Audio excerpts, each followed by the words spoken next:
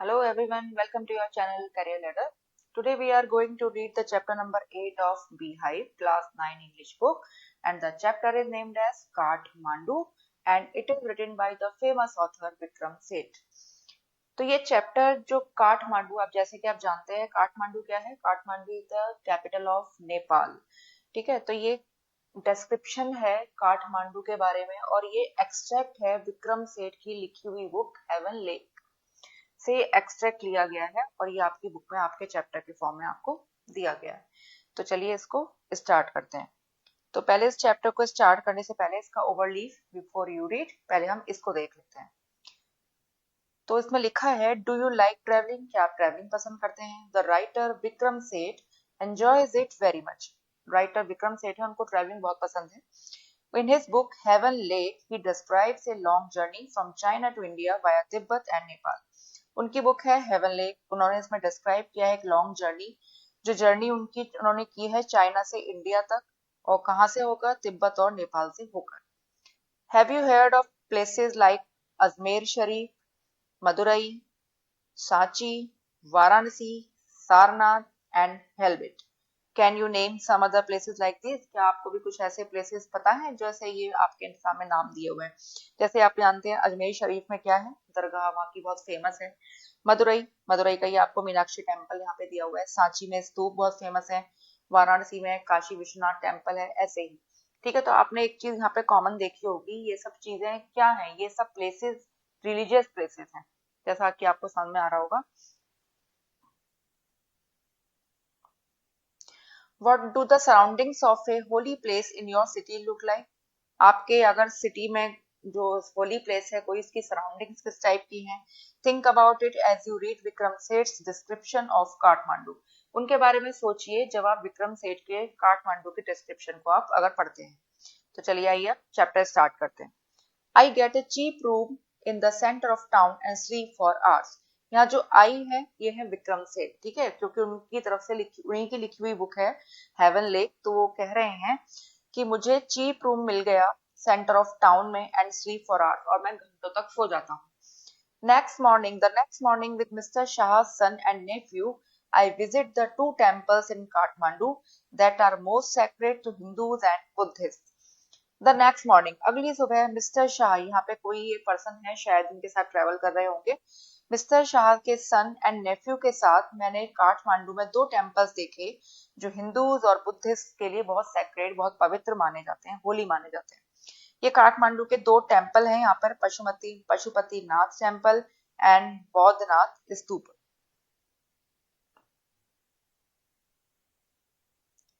At Pashupatinath, outside which a sign proclaims entrance for the Hindus only, there is an atmosphere of febrile confusion. Proclaims यानी make known publicly or officially, febrile confusion यानी hurried activity और complete chaos। तो कहते हैं eight Pashupatinath outside विच ए sign proclaims, यानी Pashupatinath temple पर, ठीक है, जिसके बाहर एक साइन लिखा हुआ था, एक साइन बोर्ड लगा हुआ था जिस पर लिखा हुआ था entrance for the Hindus only, यानी इस मंदिर में केवल हिंदूज की एंट्री है। There is an atmosphere of febrile confusion. Febrile confusion यानी उस मंदिर के बाहर बहुत ज्यादा एटमॉस्फेयर था, बहुत ज्यादा चाउस थी, भीड़ भाड़ थी, कह सकते हैं आप।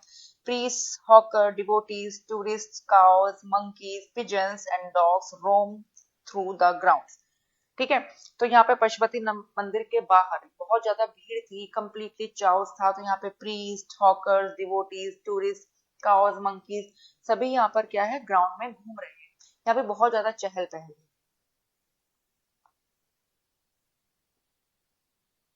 We offer a few flowers, ठीक है, वो कहते हैं कि हमने कुछ फ्लावर्स जो है भगवान पर चढ़ाए, मंदिर में चढ़ाए, आप कह सकते हैं। There are so many worshippers that some people trying to get the priest attention are elbowed aside by others pushing their way to the front. Elbowed यानी to push someone with your elbow. तो कहते हैं यहाँ पर इतने सारे सो many worshippers, यानी इतने सारे पूजा करने वाले लोग थे या भक्त लोग थे। That some people trying to get the priest attention, कि कुछ लोग जो है प्रीस्ट यानी मंदिर के जो पुजारी हैं उनका अटेंशन अपनी तरफ खींचने की कोशिश कर रहे थे। Are elbowed aside by others, तो उन्होंने तो उनको क्या किया, दूसरे जो लोग थे उन्होंने अपनी एल्बो यानी कोहनी मारकर, कहते हैं धक्का लगाकर, पुश करके उनको अलग साइड पे यानी पीछे धकेल दिया। ए princess of the Nepalese royal house appears. उसी समय क्या होता है, नेपाली रॉयल हाउस यानी नेपाल की जो रॉयल प्रिंसेस हैं उस समय आती हैं। Everyone bows and makes way. Bows यानी to bend down one's head in respect, हर कोई उनके सम्मान में, उनकी रेस्पेक्ट में झुकता है, एंड मेक्स वे उनके लिए रास्ता बनाता है। By the main gate, a party of saffron-clad Westerners struggle for permission to enter. उसी समय मेन गेट से होकर पार्टी ऑफ सैफरन क्लैड यानी सैफरन कलर की ड्रेस पहने हुए कुछ वेस्टर्नर्स यानी फॉरेनर्स स्ट्रगल करते हैं, स्ट्रगल कर रहे हैं। उनको भी मंदिर में क्या होता है, एंट्री चाहिए होती है, इसलिए उन्हें परमिशन चाहिए, तो इसके लिए वो स्ट्रगल कर रहे हैं मंदिर में एंट्री पाने के लिए।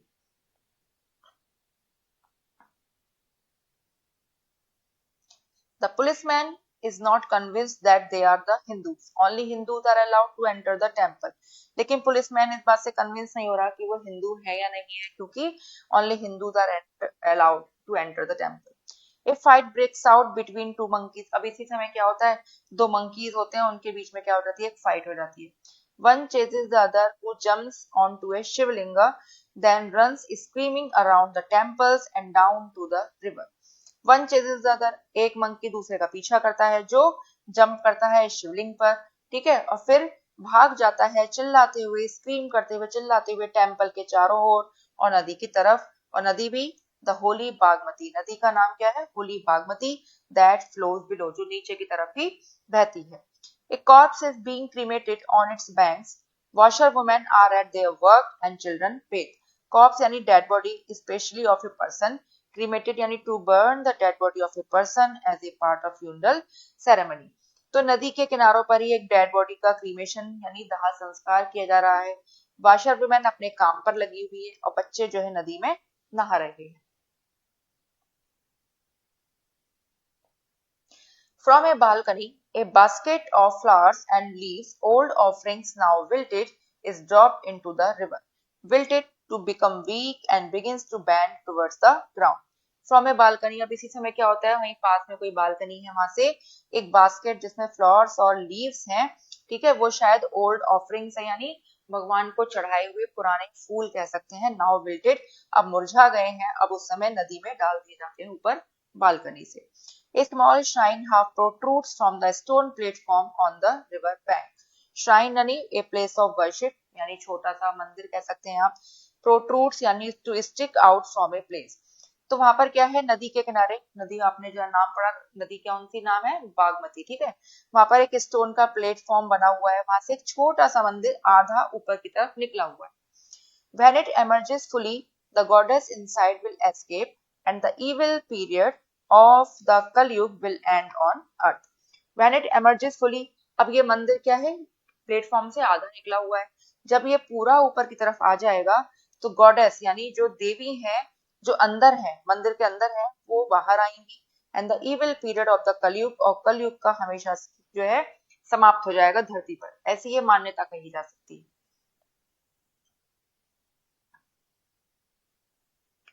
At the Bodhnath Stupa, the Buddhist shrine of Kathmandu, there is in contrast a sense of stillness. Boudhanath स्तूप पर जो बुद्धिस्ट श्राइन है काठमांडू का, इन कंट्रास्ट यानी कहाँ तो पशुपतिनाथ टेम्पल के बाहर बहुत ज्यादा भीड़ भाड़ चहल पहल है, लेकिन यहाँ जो बौद्धनाथ स्तूप है यहाँ पर क्या है, बिल्कुल शांति है, stillness. Its immense white dome is ringed by a road, इसका इमेंस बिल्कुल व्हाइट कलर का डोम है जिसके चारों तरफ एक रोड है, that is Boudhanath Stupa. Small shops stand on its outer edge. Many of these are owned by Tibetan immigrants. Immigrants यानी a person who migrates to another country, usually for permanent residence. अब इसके बाहर की तरफ क्या है, स्मॉल शॉप्स हैं, बहुत सारी दुकानें हैं, जिनमें से कई जो दुकानें उनके ओनर कौन है, तिब्बतन इमिग्रेंट्स हैं। Felt bags, Tibetan prints and silver jewellery can be bought here. यहाँ इन दुकानों से फेल्ट बैग्स, तिब्बतन प्रिंट्स और सिल्वर ज्वेलरी यहाँ से खरीदी जा सकती है। देयर आर नो क्राउड्स, यहाँ पर कोई भीड़ भाड़ नहीं है। This is a haven of quietness in the busy streets around. Haven यानी सेफ प्लेस, ठीक है, यहाँ पर बिजी स्ट्रीट्स हैं चारों तरफ, वहां पर क्या है, बिल्कुल ही सेफ प्लेस है, शांति है आप कह सकते हैं, ठीक है। हेवन ऑफ क्वाइटनेस यानी यहाँ पे बिल्कुल शांति है। भीड़ भाड़ यहाँ बिल्कुल नहीं है, लिखा हुआ है there are no crowd. Kathmandu is vivid, mercenary, religious, with small shrines to flower-adorned deities along the narrowest and busiest streets. Vivid yani full of life, mercenary good for doing business or make money as it is a tourist place, adorned to add something decorative to a person or thing, and deities yani god or goddess. Kathmandu vivid यानी full of life है, mercenary है, business करने के लिए अच्छी जगह है, religious place है, विद स्मॉल श्राइन्स, यहाँ पर छोटे छोटे मंदिरों से लेकर फ्लावर अडोन डिटीज यानी गॉड और गॉडेसेस हैं जो फ्लावर से डेकोरेटेड यानी भगवान को जो फूल चढ़ाए जाते हैं, ठीक है, उनसे डेकोरेटेड है along the narrowest and busiest streets. और यहाँ की जो गलियां हैं बिल्कुल नैरो और बहुत ज्यादा बिजी हैं। और वो बिजी क्यों है? विद फ्लूट यानी musical wind instrument consisting of a long tube with holes in it, जिसको कहते हैं हिंदी में बांसुरी, ठीक है। Hawkers of postcards, shops selling western cosmetics, film rolls and chocolate. अब इन बिजी स्ट्रीट्स में फूड सेलर्स की शॉप है, फ्रूट सेलर्स हैं, हॉकर्स हैं, पोस्टकार्ड सेल करने वाले शॉप हैं जो वेस्टर्न कॉस्मेटिक सेल करती हैं, फिल्म रोल सेल करती हैं और चॉकलेट्स भी।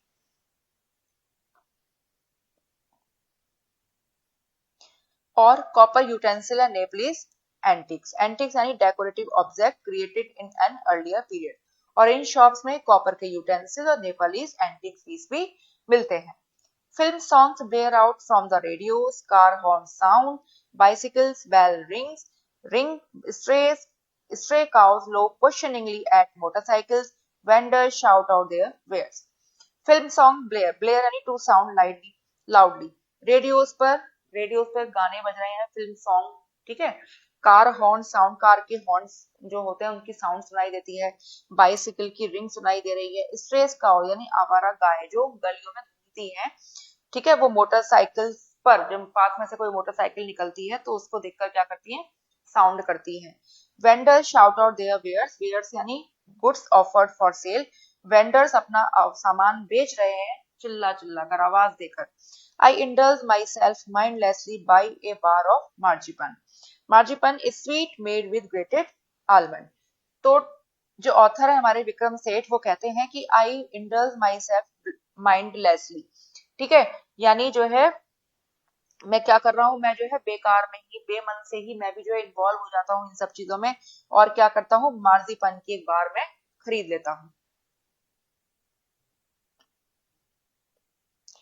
A corn on the cob, roasted in a charcoal brazier on the pavement, rubbed with salt, chili powder and lemon, a couple of love story comics and even a reader's digest। और वो क्या खरीदते हैं, ठीक है, तो अब वो खरीदते हैं corn on the cob. Corn on the cob यानी maize when cooked and eaten straight from the cob, ये है कॉर्न ऑन द कॉब, जिसको आप हिंदी में भुट्टा कह सकते हैं, ठीक है। और ब्रेजियर का मतलब ओपन स्टोव, ठीक, जिसको जैसे भुट्टा जो है भुना जाता है ओपन स्टोव पर, जिसको आप कहते हैं अंगीठी पर भुना जा सकता है। And pavement is sidewalk path next to a road यानी कि फुटपाथ।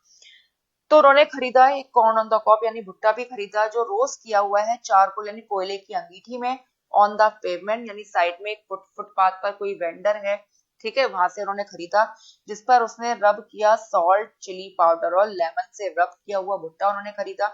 कुछ लव स्टोरी कॉमिक्स खरीदी और एक रीडर्स डाइजेस्ट एक मैगजीन है वो उन्होंने वहां से खरीदी। All this I wash down with Coca Cola and is nauseating orange drink and feel much the better for it, nauseating यानी सिकनिंग। और ये सब उन्होंने जब इतना सब कुछ उन्होंने खा पी लिया, कॉर्न खा लिया उन्होंने, ठीक है, और क्या लिया उन्होंने, मार्जिपान लिया, ठीक है, तो ये सब जब उन्होंने खा पी लिया तो उन्होंने उन्होंने लिया अपना कोका कोला, इसको ड्रिंक किया और एक नॉजिएटिंग ऑरेंज ड्रिंक लिया।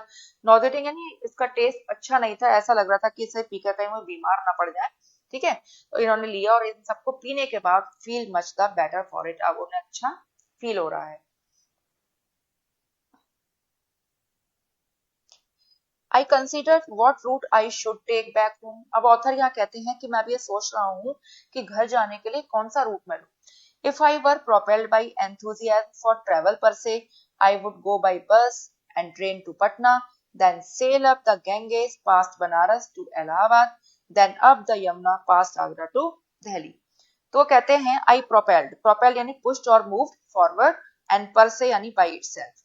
वो कहते हैं कि मैं कौन सा रास्ता पकड़ूं, कौन सा रूट लूं घर वापस जाने के लिए, कि अगर मैं एंथुजियास्टिक ट्रेवल करना चाहता हूँ, ठीक है, तो मैं पहले बस से जाऊँ, ट्रेन से जाऊंगा पटना, देन सेल अप यानी टू ट्रेवल इन कंट्रोल और बोट, फिर मैं क्या करूंगा, गंगा नदी से बाय बोट, ठीक है, वहां से बोट राइड करूंगा बनारस टू इलाहाबाद जाने के लिए, फिर यमुना से होकर जाएंगे, वो यमुना नदी में सेल करेंगे और आगरा से दिल्ली जाएंगे। But I am too exhausted and homesick, exhausted यानी वेरी टायर्ड। तो वो कहते हैं लेकिन मैं बहुत ज्यादा थका हुआ हूँ, और होमसिक, होमसिक का मतलब जिसको घर की याद आने लगे, ठीक है, घर की याद बहुत आ रही है। Today is the last day of August, और आज लास्ट डे है अगस्त का। Go home I tell myself, मैंने अपने आप से कहा कि अब घर चलते हैं। मूव डायरेक्टली टुवर्ड्स होम, अब सीधे डायरेक्टली घर की तरफ ही चलते हैं। I enter a Nepal airlines office and buy a ticket for tomorrow's flight. तो ऑथर कहते हैं कि मैंने उस समय नेपाल एयरलाइंस ऑफिस में मैं गया और एक टिकट खरीदी अगले दिन की फ्लाइट के लिए।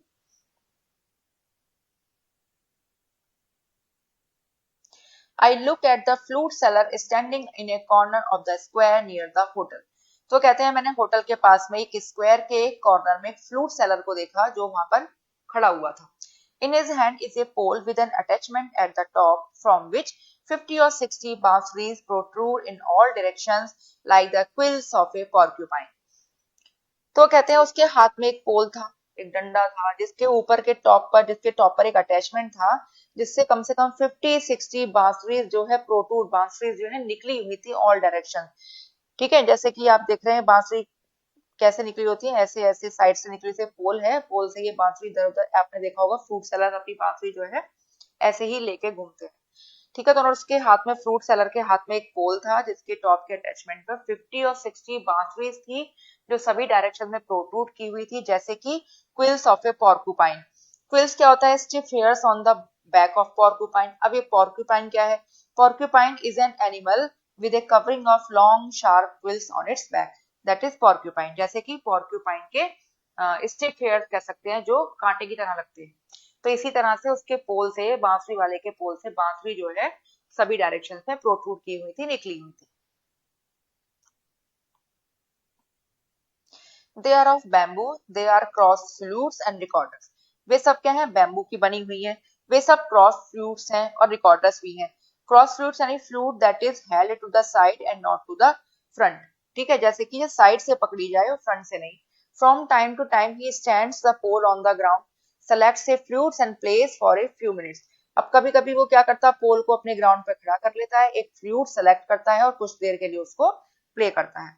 The sound rises clearly above the noise of the traffic and the hawkers' cries. और फ्लूट की जो साउंड है वो इतनी क्लियरली सुनाई देती है कि ट्रैफिक का भी शोर हो रहा है और हॉकर्स का भी शोर हो रहा है, उनके अलावा भी फ्लूट की जो साउंड है बिल्कुल क्लियरली सुनाई देती है। He plays slowly, meditatively, without excessive display. Meditatively यानी thoughtfully. वह धीरे से, धीरे धीरे, meditatively, thoughtfully, और बिना कुछ दिखावा किए, बिना कोई डिस्प्ले किए आराम से अपनी बांसुरी बजा रहा है। He does not shout out his wares. वह अपना सामान यानी अपनी बांसुरी जो है चिल्ला चिल्ला कर नहीं बेच रहा है। तो वो कैसे बेच रहा है? वो बांसुरी को बजा रहा है, ठीक है, ताकि लोग उसकी तरफ अट्रैक्ट हो सके। Occasionally he makes a sale, but in a curiously off-handed way, as if this were incidental to his enterprise. Off-handed यानी casual, not showing much interest in something. Occasionally उसकी सेल कभी कभी ही होती है, यानी कभी कभी ही उसकी बांसुरी बिक पाती है, but in a curious off handed way, लेकिन वो बिल्कुल कैजुअल है, ठीक है, उसको कोई दिखावा नहीं है, उसको कोई चिंता नहीं है इस बात की। As if this were incidental to his enterprise. Incidental यानी happening is by chance, enterprise यानी स्मॉल बिजनेस, एंटरप्राइज यानी स्मॉल बिजनेस यानी इसका फ्रूट सेलिंग का जो बिजनेस है, ठीक है, तो उसको इस बात की कोई खास चिंता नहीं है कि उसकी बांसुरी नहीं बिक रही है, बहुत ही आराम से बिना कोई शो ऑफ किए वो अपनी बांसुरी बजा रहा है, अपना काम कर रहा है। Sometimes he breaks off playing to talk to the fruit seller. Breaks off यानी to suddenly stop saying or doing something. कभी कभी वो ब्रेक ले लेता है, बांसुरी बजाने से ब्रेक ले लेता है फ्रूट सेलर से बात करने के लिए। I imagine that this has been the pattern of his life for years. तो ऑथर कहते हैं कि मुझे लगता है कि यही उसकी लाइफ का पैटर्न चला आ रहा है कई सालों से।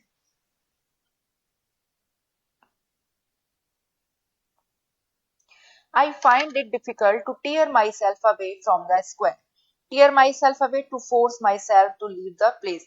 तो ऑथर कहते हैं कि मुझे मुश्किल लग रहा है कि मैं इस स्क्वायर से हटकर कहीं दूर चला जाऊं, यानी उन्हें बहुत अच्छा लग रहा है वहां पे फ्लूट की, वो म्यूजिक सुन रहे हैं फ्लूट का, तो कहते हैं मुझे बड़ा मुश्किल लग रहा है कि वहां से दूर हटना मेरे लिए काफी मुश्किल है.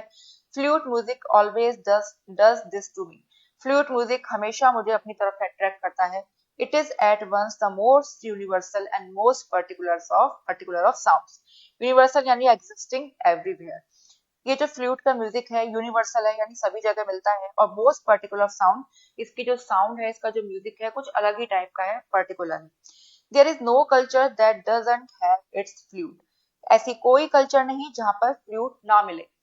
रीड ने, the recorder, the Japanese shakuhachi, the deep bansuri of Hindustani classical music, the clear or breathy flutes of South America, and the high pitched Chinese flutes.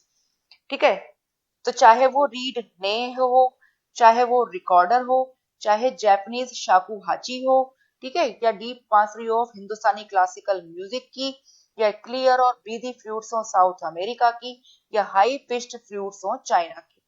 तो कोई भी कल्चर ऐसी नहीं है जहाँ पे फ्लूट ना मिलती हो, यानी हर जगह अपनी अपनी स्पेसिफिक फ्लूट मौजूद है.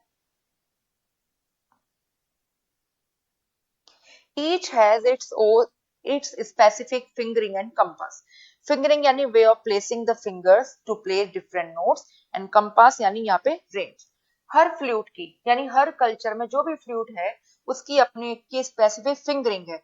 जैसे कि फिंगरिंग का मतलब है, जैसे आप बांसुरी में क्या होते हैं, होल्स बने हुए होते हैं, उनको कैसे प्ले किया जाता है, उन होल्स को फिंगर से हम क्लोज करते हैं, ओपन करते हैं, क्लोज करते हैं, ओपन करते हैं. ठीक है, तो हर बांसुरी की अपनी स्पेसिफिक फिंगरिंग है और अपनी अपनी स्पेशल रेंज है. It weaves its own association. ठीक है, हर बांसुरी अपनी ओन एसोसिएशन वीव करती है, यानी हर बांसुरी की अपना म्यूजिक है, हर बांसुरी की अपनी साउंड है, हर बांसुरी की अपने सुर है. Yet to hear any flute is, it seems to me, to be drawn into the commonality of all mankind. Commonality यानी fact of having things in common. Yet to hear any flute is, it seems to me. तो author कहते हैं जहां तक किसी भी flute को सुनने की बात है, तो मुझे ऐसा लगता है, यानी ऑथर के ऐसे विचार हैं इस बारे में, कि जो म्यूजिक है फ्लूट का वो कॉमनलिटी है ऑफ ऑल मैनकाइंड के लिए. जैसे कि आप कह सकते हैं कि ह्यूमंस में क्या होता है, ह्यूमंस हैं, रनिंग ब्रीथ होती है, लाइफ ब्रीथ होती है, इसी तरह से म्यूजिक जो है, फ्लूट का म्यूजिक हो या कोई भी म्यूजिक हो, उस पर अधिकार है हर मैनकाइंड का, चाहे वो किसी रिलीजन का हो, चाहे वो किसी कास्ट का हो, चाहे वो किसी क्रीड का हो. ठीक है, तो फ्लूट का म्यूजिक हर मैनकाइंड के लिए, यानी सभी पूरी मैनकाइंड के लिए कॉमन है. ठीक, to be moved by music closest in its phrases and sentences to the human voice. तो इसका मतलब ये है phrases and sentences to the human voice. जैसे ह्यूमन वॉइस के अपने ही फ्रेजेस होते हैं, अपने सेंटेंसेस होते हैं, ऐसे ही म्यूजिक भी बहुत क्लोज है ह्यूमन के फ्रेजेस और सेंटेंसेस के साथ. वो कैसे? क्योंकि म्यूजिक की अपनी ही थ्योरी होती है, अपने सुर हैं, अपना संगीत है, कुछ भी है. तो जैसे म्यूजिक की अपनी थ्योरी है, म्यूजिक के अपने फ्रेजेस हैं, तो वो बहुत क्लोज रिलेशन है उनका ह्यूमंस के साथ. जैसे ह्यूमन की अपनी ही भाषा है, अपने फ्रेजेस हैं, अपने सेंटेंसेस हैं. तो पूरे सेंटेंस का कहने का मतलब ये है कि ऑथर कह रहे हैं कि जहां तक फ्लूट को सुनने की बात है, फ्लूट का जो म्यूजिक है वो पूरी मैनकाइंड के लिए कॉमन है, चाहे वो किसी कास्ट का हो, चाहे किसी भी रीजन का हो, चाहे वो किसी रेस का हो. ठीक है, और म्यूजिक जो है वो उसकी अपनी ही भाषा होती है, जिस तरह से ह्यूमन की भी अपनी ही भाषा होती है, अपने सेंटेंसेस होते हैं. ठीक है, तो पूरे कहने का मतलब है कि फ्लूट का जो म्यूजिक है वो ह्यूमन के साथ बहुत अच्छी तरह से सिमिलर है. Its motive force to is living breath. ठीक, तो इसका मोटिव फोर्स क्या है? जैसे म्यूजिक जो है फ्लूट को कैसे बजाया जाता है? लिविंग ब्रीथ के द्वारा, यानी माउथ के द्वारा बजाया जाता है. इसी तरह से ह्यूमंस में भी क्या होती है? लिविंग ब्रेथ होती है. It too needs to pause and breathe before it can go on. लेकिन इसको भी आवश्यकता होती है पॉज यानी रुकने की, breathe before it can go on. लेकिन आगे कंटिन्यू करने के लिए क्या होता है, आगे म्यूजिक इसका चलता रहे तो इसको भी पॉज करने की जरूरत होती है और ब्रीथ लेने की जरूरत होती है. That I can be so affected by a few familiar phrases on the bansuri surprised me at first, for on the previous occasion that I have returned home after a long absence abroad. अब यहाँ पर author क्या कह रहे हैं, that I can be so affected by a few familiar phrases on the बांसुरी।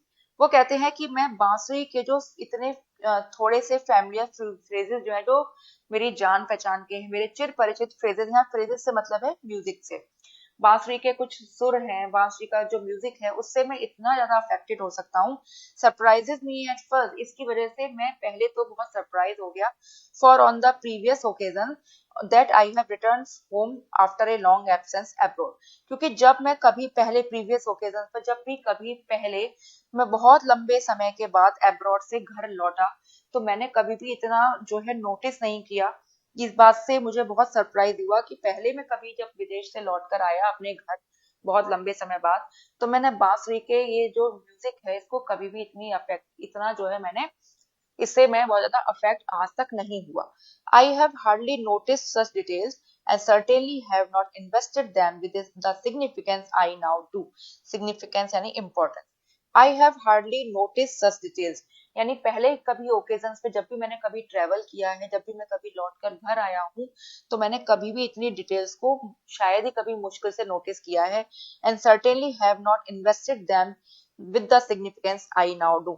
और जितना सिग्निफिकेंस, जितना इंपॉर्टेंस मैं अब दे रहा हूँ, शायद इतना इंपॉर्टेंस, इतना सिग्निफिकेंस मैंने आज तक पहले कभी भी फ्लूट के म्यूजिक को नहीं दिया।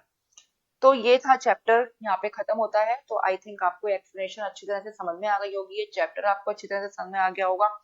ऑथर है हमारे, उन्होंने इतनी अच्छी तरह से डिस्क्राइब किया है चैप्टर को, ऐसा लगता है सब कुछ हमारे सामने लाइव हो रहा है। ठीक है, तो मिलते हैं आपसे